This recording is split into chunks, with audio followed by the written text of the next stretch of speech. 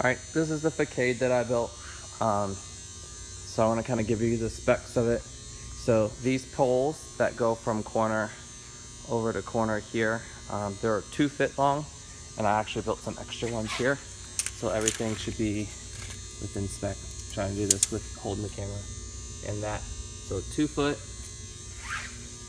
is this one here in the middle, this one here, and then this one here. These small pieces right here are 6 inches. There's a 6-inch one here, and then always do the exact same thing. 2 foot there, 6 inches, 6 inches, 6 inches. I mean, sorry, 2 foot, 2 foot, 6 inches, and 2 foot. So these longer ones are 2, the shorter ones are 6 inches. We used a 90-degree elbow, a T here, T's on there to connect them. And this stands 4 foot tall, so these poles that are in the middle are all 4 foot, like that, all the way through there. And there's some extra pieces that I had, so if I wanted to make it longer, I could throw these 2 pieces in there and go 4 poles long, so that way you can get this to go across. So this right here is, kind of run the measuring tape out,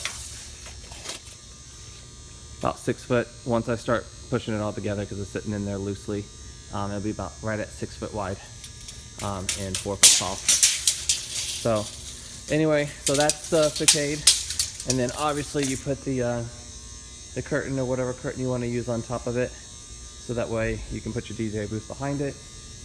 This is the curtain that I used. It's like the stretchy material, so it moves out and stretches really well.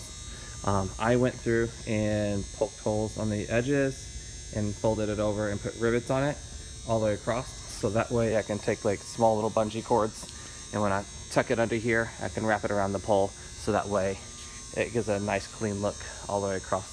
So I did do rivets around the outside, and then I also did it on the top, so that way at any point in time that I wanted to try to attach it to anything in here while I'm sitting back here, I can get it to kind of hold still pretty well. And I got the fabric at Joann's, and the piping came from Lowe's. I think I spent about 60 bucks on the piping, and then that curtain was about $60 as well. So, and I just cut it in the size. If you do add extra poles, make sure that you don't, or get the longer curtain, or get your curtain a little bit longer, so that way you don't have a short curtain. Otherwise, these are unusable. The other thing I did to make this easier is I glued these T's to these long poles, so that way they come off like this in pieces. And I also glued, I think, the 6 inches and these 90-degree elbows together, so that way I wouldn't forget and mess that up.